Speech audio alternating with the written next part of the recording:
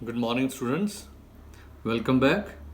तो बच्चों, आज मैं आपको एक नया चैप्टर करवाने जा रहा हूँ, चैप्टर 5, जिसका नाम है अर्थमेटिक प्रोग्रेशन।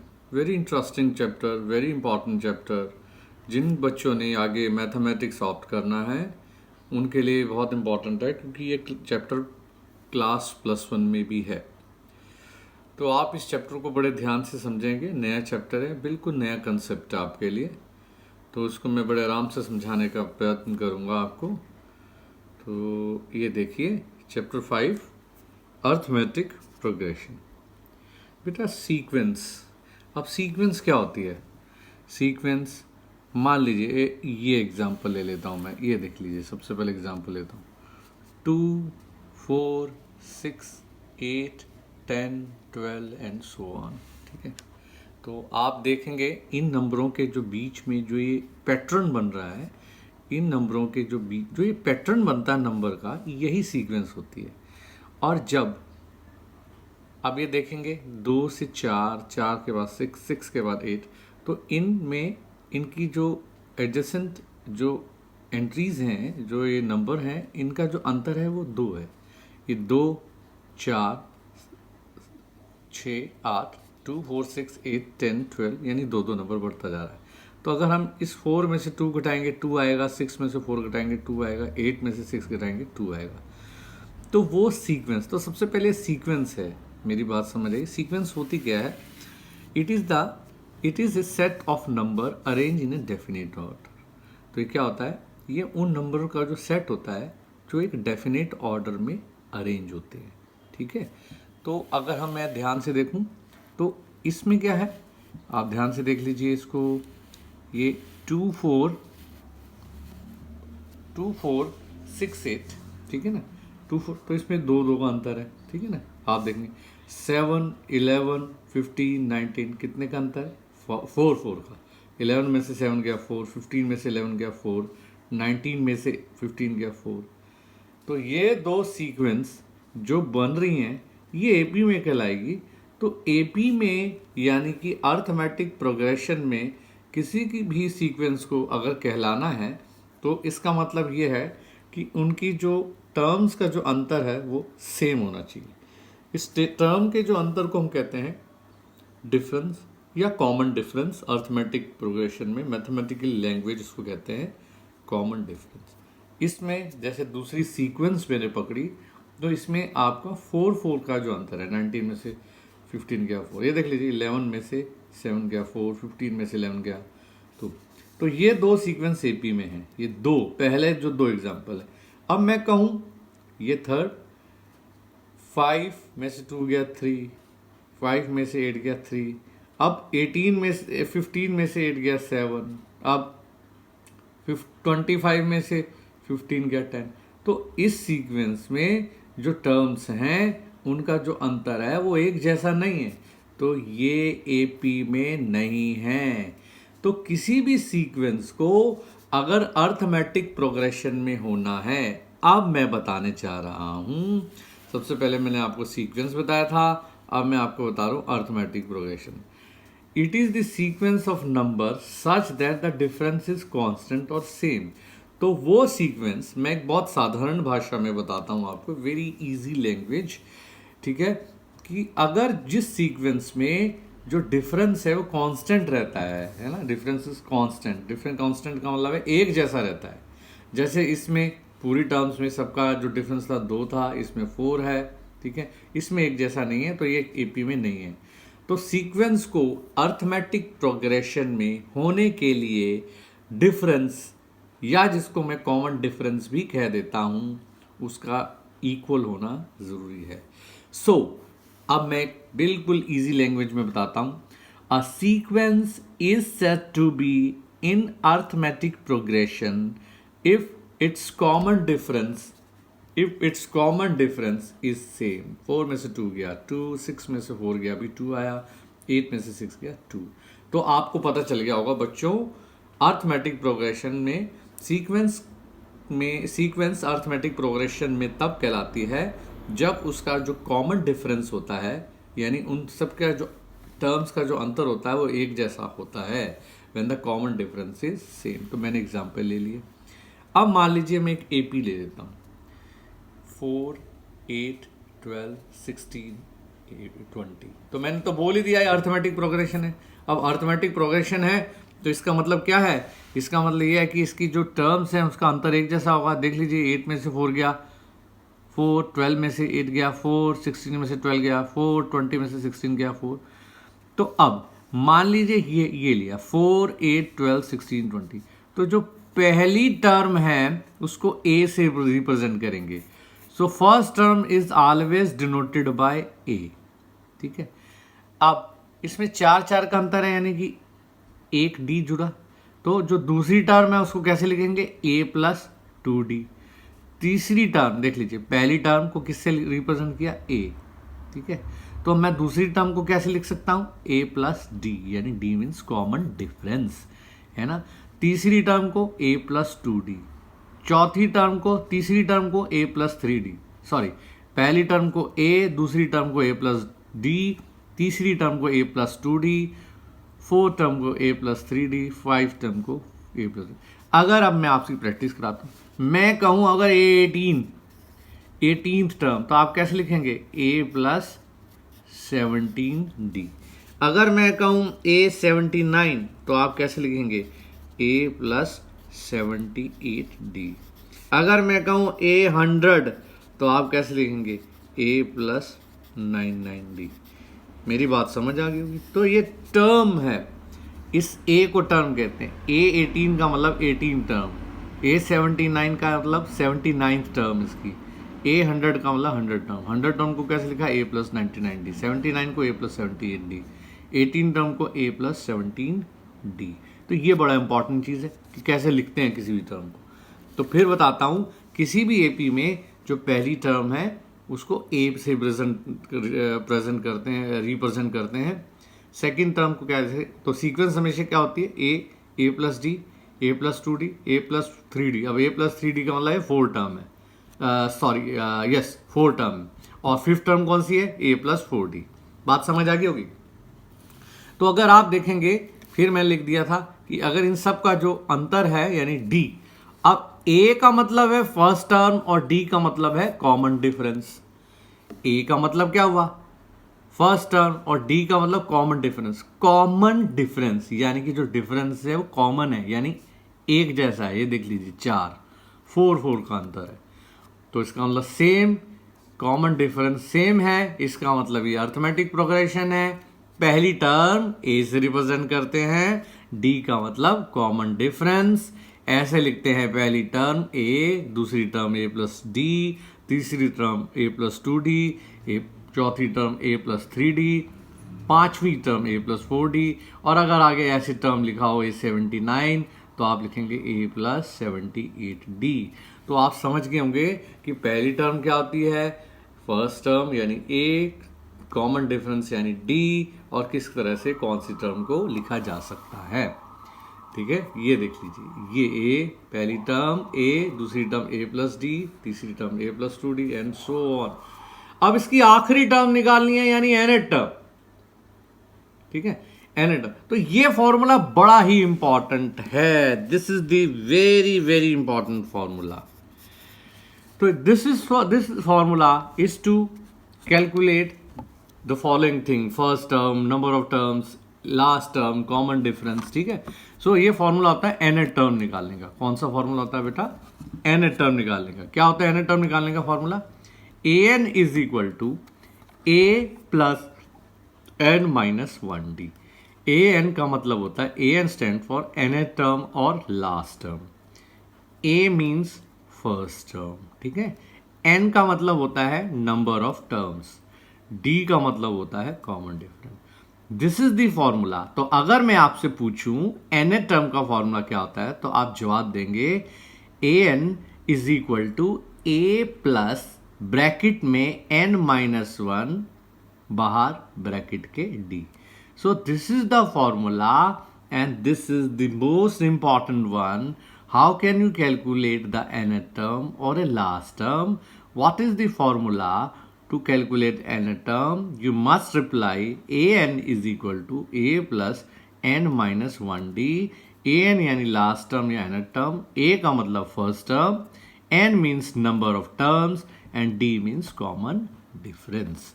चलिए आगे चलते हैं। अब मैं चलता हूं पहली एक्सरसाइज 5.1 की तरफ। मेरी बात समझ आ गई होगी। तो पहली एक्सरसाइज की तरफ चलते हैं बेटा। तो क्या कहती है पहली एक्सरसाइज? पहली एक्सरसाइज में कहती है कहते हैं कि ये देख लीजिए, अब मैंने बुक को ओपन कर रहा हूं मैं, और बुक को साथ में मैंने रख लिया है। In which of the following situation does the least number of numbers involve in arithmetic progression and why. कहता है पहले क्वेश्चन के हमने 4 पार्ट दिए हैं, बताइए इनमें से कौन सा अर्थमेटिक प्रोग्रेशन में है और क्यों। मैं जानता हूं, फिर बताता हूं।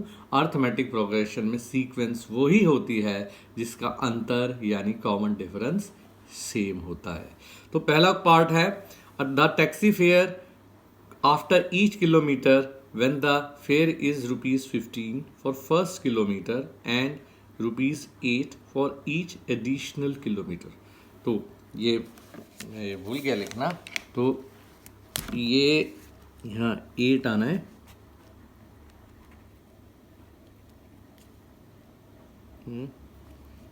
पहले में 8 नहीं, सॉरी 8 नहीं, it is 15, sorry very sorry, ये 15 आना है, ठीक है। तो अब मैंने ये ठीक कर दिया। ये देख लीजिए, तो कहता है एक टैक्सी फेयर है पहले किलोमीटर का तो 15 रुपये, ठीक है। पहले किलोमीटर का कितना है? 15, ठीक है। फिर उसके बाद हर किलोमीटर के 8 रुपये बढ़ जाते हैं। तो 15 में 8 जोड़ दीजिए, कितना है? 23। तो इसका मतलब सेकंड किलोमीटर का क्या कॉस्ट है? 2 किलोमीटर के बाद 23। फिर इसमें 8 जोड़ दीजिए, कितना है? तीसरे किलोमीटर का कितना खर्चा है? 31। इसका मतलब 3 किलोमीटर के चलने के बाद 31 रुपये आए, 31, जबकि पहले किलोमीटर का कितना था? 15 रुपीज़। बाद में 8 ऐड होता गया इस तरह से, एंड सो ऑन है ये, मेरी बात सही, एंड सो ऑन, ठीक है। तो सीक्वेंस क्या बनी? 15, 23, 31 एंड सो ऑन। 15, 23, 31 पहले किलोमीटर का, दूसरे का, ये तीसरे का, एंड सो ऑन। तो अब मेरे को ये पता लगाना है कि ये सीक्वेंस एपी में है या नहीं, और अगर मेरे को इस किसी भी सीक्वेंस का पता लगाना है कि वो एपी में है या नहीं, तो उसका कॉमन डिफरेंस चेक करता हूँ। 23 में से 15 गया, मेरे को पता था 8 का डिफरेंस है 8। 31 में से 23 गया, कितना आया? 8। क्योंकि D1 is equal to D2 है, D1 is equal to D2 का मतलब क्या हुआ? कॉमन डिफरेंस सेम है, इसलिए सीक्वेंस क्या हुई? एपी में। तो इस पहले क्वेश्चन में सारों की जो कॉमन डिफरेंस था वो सेम था, इसलिए ये सीक्वेंस एपी में है। दूसरा क्वेश्चन है थोड़ा सा हल्का सा, इस सम को समझना अच्छी तरह, ये थोड़ा मुश्किल सा लगता है बच्चों को, लेकिन कोई बात नहीं। कहता है amount of air present in cylinder when A vacuum pump remove The amount of air present in a cylinder when a vacuum pump removes 1/4 of the air remaining in the cylinder at a time। कहते हैं बताओ ये condition arithmetic progression में है या नहीं, यदि कोई वैक्यूम पंप सिलेंडर में से हर बार जो भी हवा रह जाती है उसमें से 1/4 हवा वो बाहर कर देता है। वैक्यूम पंप हवा को बाहर करने के लिए होता है। Let the amount of air in cylinder, मान लीजिए जो सिलेंडर में जो एयर है वो कितनी है? मान लीजिए एक्स क्यूबिक यूनिट है ना, क्यूबिक यूनिट लिख सकता हूं मैं, कुछ भी होगा क्यूबिक यूनिट, क्योंकि वॉल्यूम है, ठीक है, तो क्यूबिक यूनिट। तो पहले जब पंप से रिमूव किया तो उसने कहा था 1/4 ऑफ जितनी भी एयर है वो हट जाती है। तो पहले x थी, उसमें से x का 1/4 माइनस हो गया, हटा दिया। अब कितनी बच गई? ये पहले x थी, फिर 1/4 ऑफ x हटा, कितनी बच गई? 3/4 ऑफ x। अब फिर पंप लगाया तो कितनी थी सिलेंडर में? ये बची हुई थी। इसका 1/4, ये देख लीजिए, बची हुई थी इतनी, तो उसका 1/4। तो कितना आया 3x/16, ठीक है ना, 3x/16, तो 12 में से 3 गया 9/16, 9x/16 बच गई। तो बात समझ आ गई होगी आपको। तो दूसरी बार जब पंप से रिमूव किया तो ये आया, ये हट गया। तो एक बात बताइए, पहले सबसे पहले सिलेंडर के अंदर एयर थी x cubic unit, pump first time use किया 1/4 ऑफ हवा रिमूव कर दी, कितना आया 3x/4। फिर एक बार पंप लगाया, फिर जो 3x/4 थी उसका 1/4 ऑफ फिर रिमूव हो गया 9/16x। तो सीक्वेंस क्या बन गई, पहले x थी मेरे पास, एक बार पंप ऑपरेट किया 3/4x बच गई, फिर ऑपरेट किया 9/16x बच गई।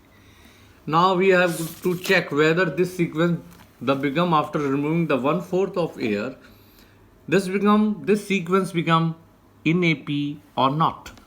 ठीक है, तो मैं क्या करता हूँ, दूसरी में से पहली टर्म जिसको मैं डिफरेंस यानी पहला डिफरेंस कहूँगा, देखता हूँ आता है कि नहीं।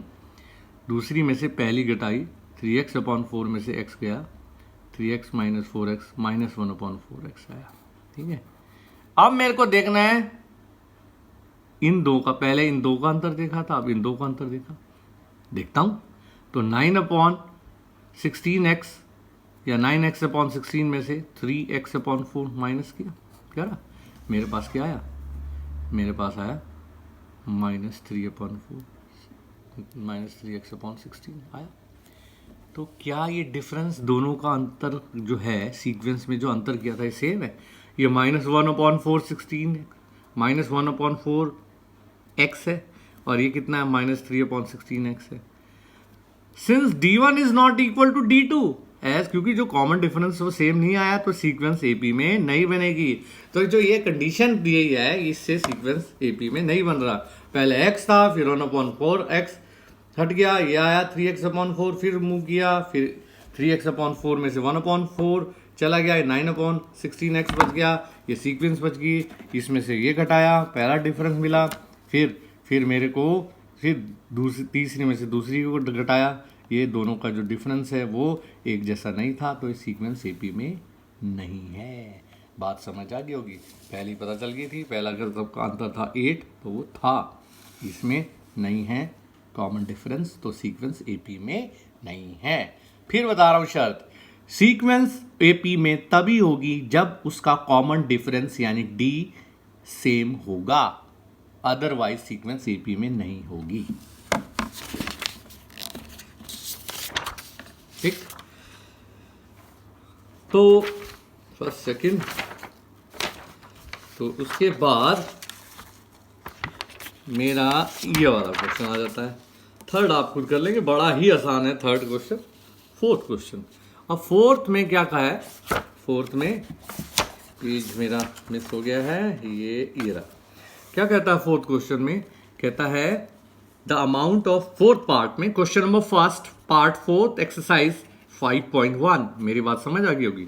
तो कहता है कोई व्यक्ति 10,000 रुपीज डिपॉजिट कराता है अकाउंट में, और उसका जो रेट ऑफ इंटरेस्ट है 8% कंपाउंडेड है। कंपाउंडेड का मतलब होता है इंटरेस्ट पे इंटरेस्ट, जब इंटरेस्ट लगता है उसे हम कंपाउंड इंटरेस्ट कहते हैं। ठीक है, तो मैं देखता हूँ, कहते बताओ ये कंडीशन AP में है या नहीं। यस, प्रिंसिपल कितना है 1000, रेट कितना है 8%। तो पहले तो एक साल के लिए देखते हैं, क्या आया P into R into T/100, this is the formula to calculate interest. तो ये सिंपल इंटरेस्ट आया, ठीक है, कंपाउंड इंटरेस्ट ही करेंगे क्योंकि इंटरेस्ट पे इंटरेस्ट निकालेंगे। तो इसका मतलब जो पहले 10,000 रुपये आपने जो अकाउंट में डाले थे वो एक साल के बाद कितने हो जाएंगे, 10,000 में 800 रुपये इंटरेस्ट जुड़ा, तो कितना आ गया 10,800। फिर अब ये पड़ा रहा, अब इस पे इंटरेस्ट लगेगा तभी ये कंपाउंड इंटरेस्ट कहलाएगा। तो इसका मतलब अब मेरे पास बैंक पे 10,800 है, फिर उस पर 8% इंटरेस्ट लगाया, कितना इंटरेस्ट आ गया आपकी बार, पहले 800 आया था और 10,800 पे 10,800 पे 864 आया, फिर ये जोड़ दिया 10,800, ये कंपाउंड बने, ये मेरी बात में इंटरेस्ट पे इंटरेस्ट कंपाउंड है। तो इसका मतलब ये हुआ अब ये आ गया 11,664। तो मेरे पास जो सीक्वेंस बनी वो क्या बनी?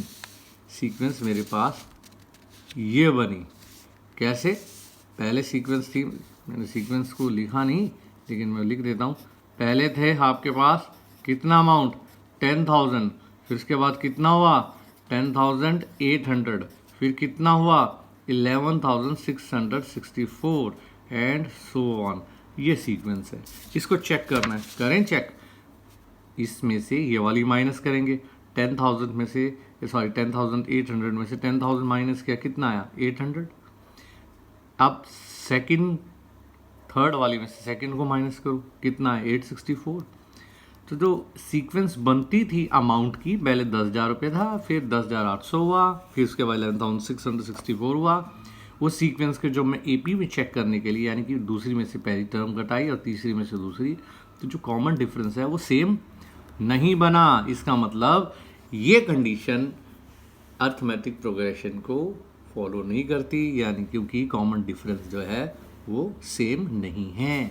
मेरी बात समझ आ गई होगी, एक बार देख लीजिए। Into R into T, amount बना 10,800, फिर 10,800 पे लगाया, इसे कंपाउंड इंटरेस्ट कहते हैं। ये बन गया 11,664। फिर ये जो सीक्वेंस बनी, इसमें सेकंड में से फर्स्ट, थर्ड में से सेकंड घटाया, देखा क्या अंतर सेम आ रहा है, अंतर तो अलग अलग आ रहा है, इसका मतलब सीक्वेंस एपी में नहीं है। बात समझ आ गई होगी। अब हम करने जा रहे हैं, ये हो गया हमारा 5.1 ये कर दिया। अब हम करते हैं question number 2। Where is question number 2? Here, this is the question number 2. Yes. ये रहा बेटा question number 2. So this is your question number 2 of exercise 5.1. This one. थोड़ा चिचान ना, आपको नज़र आएगा अच्छी तरह, ठीक है। तो क्वेश्चन नंबर 2 करने से पहले एक बार फिर मैं आपको रिमाइंड करा रहा हूँ कि मैं कौन सा फॉर्मूला यूज़ करने जा रहा हूँ। वैसे तो सिंपल है, इसमें फॉर्मूला के बिना भी हो सकता है। तो an is equal to a plus n minus 1, bracket में n माइनस 1 है और d। तो क्या कहता है? कहते हैं बताओ, right the first 4 term of AP when the first term a and the common difference d R S 4। कहता है पहली जो टर्म है, इसकी पहली 4 टर्म बताओ। तो बिल्कुल आसान है, a कितना दे रखा है, यानी फर्स्ट टर्म 10, a का मतलब फर्स्ट टर्म है और d का मतलब common difference. Right first 4 term. तो फर्स्ट टर्म तो दे रखी है, मैंने बताया था सेकंड टर्म कैसे लिखते हैं, a प्लस टी, यानी डिफरेंस जोड़ दो। बस 10-10 का अंतर है भाई। सेकंड टर्म 20 होगी, तीसरी टर्म 30 होगी और चौथी टर्म 40 होगी। ये तो ओरली भी मैं कर सकता हूँ, लेकिन फिर भी मैंने शुरू से ही आपको इस फॉर्मूले के आधार पर, या आपको मैंने आदत दिलवाने के लिए कि शुरू से फॉर्मूला लगवाया है। सेकंड टर्म का मतलब है a प्लस डी, यानी 10। ये रहा a 10 था, डिफरेंस भी 10 था, 10 प्लस 10 20। तो सेकंड टर्म कौन सी थी? 20। पहली टर्म ये। उसके बाद थर्ड टर्म कैसे लिखते हैं? a plus 2d। a कितना है? 10 plus 2, difference d, 20 plus 10 30। Fourth term कैसे लिखते हैं? a प्लस 3d, है ना, a प्लस 10 प्लस 3 इंटू 10 यानी 40। तो ये बहुत ऐसे अंतर तो पता ही है आपको। पहली टर्म अगर 10 है तो दूसरी 20 होगी, तीसरी 30 और चौथी 40। तो वैसे भी अगर मैंने फॉर्मूले से भी किया तब भी मेरे पास 10 20 30 40। तो उसने कहा था फर्स्ट 4 टर्म लिख लिए हमने 10 20 30 40। तो उसके बाद सेकेंड पार्ट में क्या कहते हैं बेटे? सेकेंड पार्ट में वो कहता है हाँ कि पहली टर्म है वो 4 दे रखा है, सेकंड जो टर्म है वो -3 दे रखा है। तो सेकंड टर्म कैसे निकले? सॉरी, पहली जो टर्म है वो 4 दे रखी है, जो कॉमन डिफरेंस दे रखा है वो -3 दे रखा है। कई बार बोलते है ना, कई बार ध्यान इधर उधर जाता है, या वो तो कई बार हम गलत बोल देते हैं, लेकिन फिर भी I am trying best to rectify my mistake immediately. तो आप ये देखिए, तो पहली term common difference, second term कैसे लिखते हैं? a plus D. तो a प्लस डी कितना? -4 में से 3 गया -1। थर्ड टर्म कैसे लिखते हैं? a plus 2d। a कितना? 4, ये रहा a 4 और डिफरेंस तो वही है -3। 4 में से -6 गया -4 में से 6 गया, 4 में से 6 गया -2। Fourth term a plus 3d, a 4 plus 3 into D 4 में से 9 गया -5। तो पहली तो दे ही रखी थी, ये दूसरी निकाल ली, ये तीसरी, ये चौथी। फिर उसके बाद मैं आपको पहला पार्ट कराया, सेकंड आपके लिए छोड़ा, थर्ड कराया, अब मैं आपको फोर्थ आपके लिए छोड़ रहा हूँ। फिफ्थ जो मुश्किल है वो थोड़ा मैं खुद कराने की कोशिश कर रहा हूँ, जो मुझे लगता है कि हाँ इन बच्चों को इनमें थोड़ी मुश्किल आ सकती है, तो मैं खुद कराने की प्रयत्न कर रहा हूँ। ए ये दे रखा है और डी ये दे रखा है, बहुत आसान है। फर्स्ट हो गया, सेकंड टर्म ए प्लस डी, ए ये रहा -1.25 प्लस डी कितना है 0.25 माइनस का -1.25 यानी -1.25 और 25 पैसे ₹1.5 -1.5। थर्ड टर्म कैसे लिखी जा सकती है, ए प्लस 2d, ठीक है, ए ये है और 2 लग जाएगा यहाँ, और डी कितना है 0.50 हो गया, तो -1.25 -0.50 -1.75। और फोर्थ टर्म कैसे लिखते हैं, a प्लस 3d है ना, a plus 3d is your fourth term, तो fourth term a plus 3d -0.75 -1.2। तो मेरे पास पहली टर्म ये थी, दूसरी ये निकाली है, ये रही, तीसरी ये रही और चौथी ये निकाल ली। बात समझ आ गई होगी आपको। अब मैं क्वेश्चन नंबर 3 करने जा रहा हूँ, ठीक है। क्वेश्चन नंबर 3 ये रहा,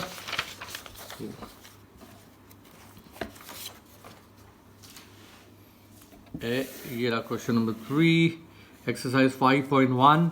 क्वेश्चन नंबर 3 कैसे करें इसको, तो एक बार फिर पढ़ते हैं, वही सेम चीज़ है।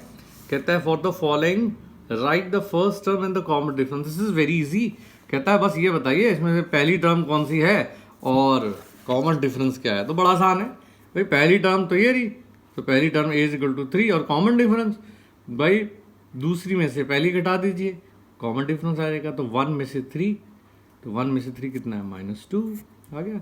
अब बहुत आसान है इसलिए मैं स्किप कर रहा हूँ उसको। जैसे फोर्थ आपका ये कौन सा पार्ट मैं कराने जा रहा हूँ, this is your fourth part है ना, सेकंड थर्ड आपके लिए छोड़ा। 0.6 तो ए कितना हुआ 0.6 1.7 1.2.8 3.9 सो ऑन। बताना है इसमें फर्स्ट टर्म कौन सी है, फर्स्ट टर्म 0.6 हुई, डिफरेंस क्या हुआ, सेकंड में से पहली टर्म घटा दीजिए, 1.7 में से 0.6 घटाया कितना है 1.1। तो ये तीसरा क्वेश्चन है, बड़ा आसान है, बहुत ही आसान एक्सरसाइज है। उसके बाद मैं आपको कराने जा रहा हूँ फोर्थ क्वेश्चन। फोर्थ क्वेश्चन लंबा है, लंबा का मतलब ये नहीं कि मतलब लंबे क्वेश्चन लंबे नहीं, इसके जो पार्ट्स हैं वो काफ़ी सारे दे रखे हैं, तो मैं 2-4 पार्ट्स आपको करवा दूंगा, 2-4 नहीं लगभग ज़्यादा ही करवा दूंगा। तो आप फिर उसके बाद बाकी जो पार्ट हैं वो आप खुद जरूर करेंगे। मेरी बात समझे, जो मैं छोड़ रहा हूँ क्वेश्चन तो ज़रूर करना है आपने। तो फॉर एग्जाम्पल पहला क्वेश्चन है, क्वेश्चन पहले फोर्थ पढ़ लेता हूँ। Which of the following are AP if they are in AP। कहते हैं पहले तो ये बताओ AP में कौन सी सीक्वेंस है, और अगर AP में है तो उसकी नेक्स्ट 3 टर्म्स निकालिए। एक बार फिर पढ़ रहा हूँ क्वेश्चन नंबर 4। कहता है बताइए कौन सी जो सीक्वेंस है वो AP में है, और अगर AP में है तो आप उसकी नेक्स्ट 3 टर्म्स निकालिए। पहला part 2 4 8 16। Let's examine whether it is in AP और नॉट। तो 4 में से 2 गया 2, ठीक है। दूसरा डिफरेंस 8 में से 4 गया 4। तीसरा डिफरेंस 16 में से 8 गया 8। क्या ये डिफरेंस सेम आ रहे हैं? नो। तो भाई ये सीक्वेंस AP में है ही नहीं, क्योंकि इसका जो कॉमन डिफरेंस है वो सेम नहीं है। तो हमें ये पता लगाना था कि AP में है या नहीं सीक्वेंस, तो AP में नहीं है, और अगर AP में होती तो मैं आगे टर्म निकालता, लेकिन अब निकालने की आवश्यकता नहीं है क्योंकि ये AP में नहीं है सीक्वेंस। उसके बाद फॉर एग्जांपल आपका थर्ड पार्ट नजर आ रहा होगा आपको अच्छी तरह। थर्ड पार्ट मैं ऐसे पूछता हूँ जैसे आपसे लाइव बात कर रहा हूँ। आदत है ना वो क्लासरूम टीचिंग की, तो वो आदत अब धीरे धीरे जाएगी। कोरोना ने नई आदत दिलवाई है हमारे को किस तरह से ऑनलाइन टीचिंग कराना है, तो we are trying our best level. तो A = किसके बराबर है -1.2, और जो डिफरेंस दूसरी में से ये घटाया -1.3.2 में से ये घटाया -1.2, तो माइनस माइनस प्लस हो गया -2 आया। इसमें से ये घटाया, देख लीजिए प्लस हो जाएगा, क्योंकि ये में से ये घटाएंगे तो ऑलरेडी माइनस है तो प्लस हो जाएगा -2। -7.5 में से माइनस माइनस प्लस हो गया 5 माइनस। अरे वेरी गुड। इसका जो कॉमन डिफरेंस है वो सबका क्या आ गया? Same. Since common difference is same, ये सीक्वेंस एपी में है भाई, मेरी बात समझ आ गई। अब ये सीक्वेंस एपी में है तो कहता है नेक्स्ट 4 टर्म्स निकाल लीजिए। निकाल लेते हैं। नेक्स्ट 4 टर्म कौन कौन सी?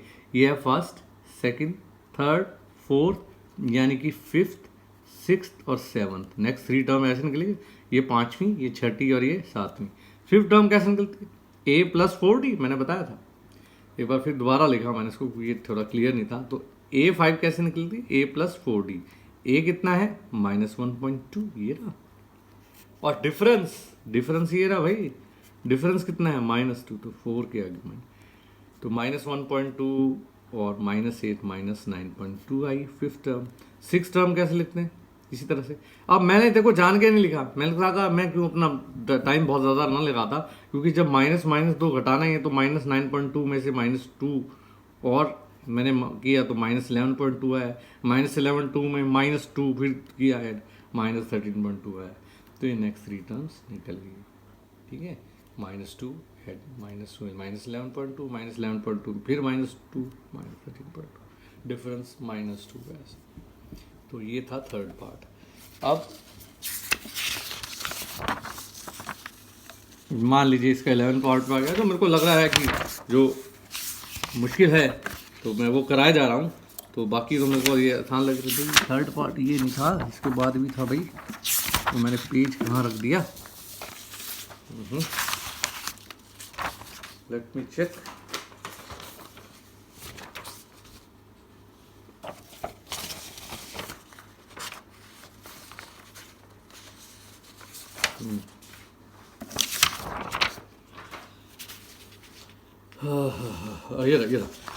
ये रहा। तो ये थर्ड का फर्स्ट पार्ट था, पेज वहीं था लेकिन थोड़ा नीचे खिसकाना था। ये रहा थर्ड का। आपको 5.1 क्वेश्चन नंबर थर्ड, ये थर्ड का फर्स्ट सेकंड थर्ड फोर्थ का ये रहा। फोर्थ का फिफ्थ पार्ट, ये रहा दिस वन। सॉरी टाइम लगा दिया मैंने।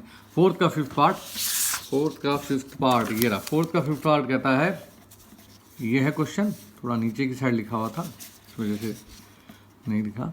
ये कहता है बताओ, तो इसमें से ये -√2, इसमें से ये माइनस, ये देख लीजिए 3.2 रूट में से -3 -√2, 3 से 3 कैंसिल, 2√2 में से √2 गया √2, ये भी कैंसिल होगा √2, इसमें से फोर्थ में से √2। अरे वेरी गुड। सबके सी क्या है? AP, सबका कॉमन डिफरेंस सेम है। तो आप 1 2 3 4 5वीं 6ठी 7वीं टर्म निकाल सकते हैं। मैं ओरली बोल देता हूँ। 3 + 1√2, 3 + 2√2, 3 + 3√2, 3 + 4√2 आएगा, है ना? क्या आएगा? 3 + 4√2, 3 + 5√2 और 3 + 6, यही आएगा। देख लो 1 2 3 4 5 6, अगर आप कैलकुलेट करेंगे यही आएगा आंसर। ठीक है, तो सिंध कॉमन डिफरेंस से इसका वैसे मैंने नहीं निकाला, तो आप ही खुद निकाल लेंगे। वीडियो आज काफ़ी लंबी बन गई है क्योंकि मैं पहले एक्सरसाइज को बिल्कुल किसी तरीके से कराना चाहता था। इसके ये है 11 पार्ट। अब 11th पार्ट में आपको क्या कहा है, तो इसमें से ये घटाइए, इसमें से ये घटाइए, इसमें से, तो कॉमन डिफरेंस में सेम नहीं है तो सीक्वेंस AP में नहीं होगी। उसके बाद जैसे 13 पार्ट है, उसमें भी कॉमन डिफरेंस सेम नहीं है तो ये सीक्वेंस AP में नहीं होगी। तो ये सारे पार्ट आप खुद कर सकते हैं, बड़े ही छोटे से हैं, बहुत इजी हैं। तो इस पर मैं ज़्यादा छोटे छोटे पार्ट में ज़्यादा समय नहीं लगाना चाहता, ये आपके लिए छोड़ा ताकि आप इसकी प्रैक्टिस कर सकें। So this was your exercise 5.1। I have completed this exercise 5.1 and इसको जो बेस था वो भी मैंने आज बता दिया है आपको। तो आज मैंने काफ़ी सारा काम करा दिया है आपको। Don't worry, I will give you the rest, क्योंकि 1-2 दिन बाद टेस्ट होने वाला है आपका। So thank you so much, thank you.